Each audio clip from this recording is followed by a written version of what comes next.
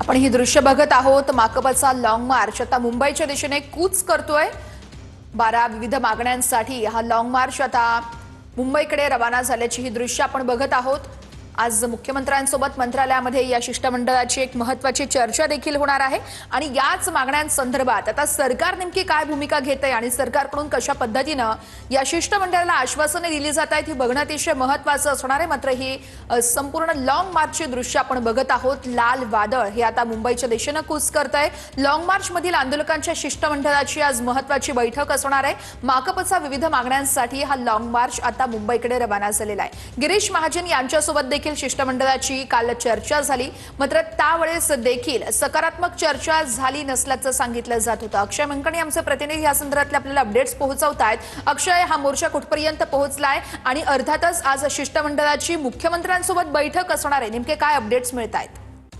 वर्षा, नक्कीच खरं तर शेतकऱ्यांचा हा लॉंग मार्च, आदिवासींचा हा लॉंग मार्च जो आहे तो आता मुंबईच्या दिशेने निघालेला आहे। इगतपुरीवरून या सगळ्या लॉंग मार्चला आज सकाळपासूनच सुरुवात झालेली होती आणि हा संपूर्ण लॉंग मार्च जो आहे तो कसारा घाट ओलांडून ठाण्याच्या हद्दीत या लॉंग मार्चने प्रवेश केलेला आहे आणि आता सध्या कसारा गावामध्ये हा संपूर्ण लॉंग मार्च जो आहे तो आलेला असल्याचं आपल्याला पाहायला मिळतंय। मुंबई नाशिक महामार्गावरची एक लेनची वाहतूक जी आहे ती सध्या बंद करण्यात आलेली आहे आणि या सगळ्या एक लेनच्या महामार्गावरून हा संपूर्ण लॉंग मार्च जो आहे तो मुंबईकडे आगेकूच होताना पाहायला मिळतोय।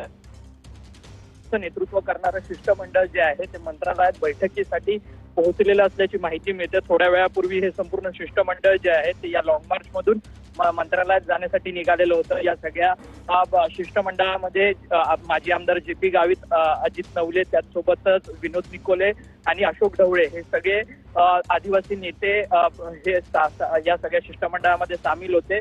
या सगळ्या लॉंग मार्चच्या वेगवेगळ्या मागण्या आहेत आणि त्या मागण्यांवरती तोडगा काढण्यासाठी आज मुख्यमंत्र्यांच्या उपस्थितीत आणि मंत्र्यांच्या उपस्थितीत बैठक आहे। या संपूर्ण बैठकीमध्ये तोडगा निघणार का हे देखील पाहणं तितकंच महत्त्वाचं ठरणार आहे, कारण की आज जर तोडगा निघाला नाही तर हे लॉंग मार्च जो आहे तो मुंबईवरती धडकणार आहे आणि या सगळ्या लॉंग मार्चच्या संदर्भात या शिष्टमंडळाचा निर्णय काय असणार आहे बैठकीनंतर ते देखील पाहणं अत्यंत महत्त्वाचं ठरणार आहे। वर्षा, निश्चितच, आणि या बैठकीकडे आपले लक्ष असणारच आहे। मुंबईकडे हा लॉंग मार्च कूच करतोय या संदर्भातले सगळे अपडेट्स अक्षय आपल्याकडूनच घेत राहू।